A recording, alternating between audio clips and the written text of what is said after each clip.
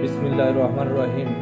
প্রিয় রংপুরবাসী, বাঙালি ভাই বোন, আপনারা জানেন পহেলা বৈশাখ বাংলাদেশের জাতীয় উৎসব হিসেবে পালিত হয়ে থাকে।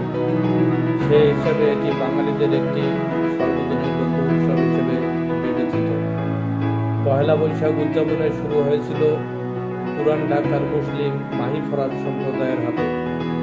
আপনারা জানেন গ্রেগরীয় বর্ষপঞ্জি অনুসারে বাংলাদেশের প্রতি বছর 14 এপ্রিল এই উৎসব পালিত হয়ে আসছে।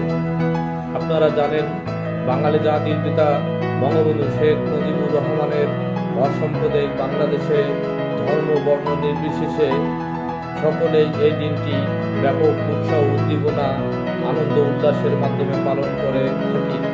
প্রিয় রংপুরবাসী সহ দেশ বিদেশে অবস্থানরত সকল বাঙালিদের জানাই বাংলা নববর্ষের শুভেচ্ছা। শুভ নববর্ষ 1431। নববর্ষে নবরূপ রাঙিয়ে দিক প্রতিটি মুহূর্ত, সকলের জীবনে বয়ে আসুক মানবিক সুখ, শান্তি ও সমৃদ্ধি।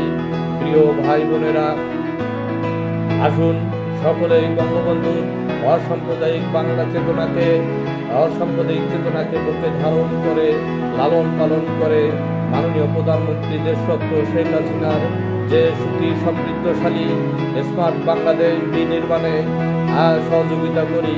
এই হোক আজকের দিনের অঙ্গীকার। সকলে ভালো থাকবেন, সুস্থ থাকবেন। জয় বাংলা, জয় বঙ্গবন্ধু।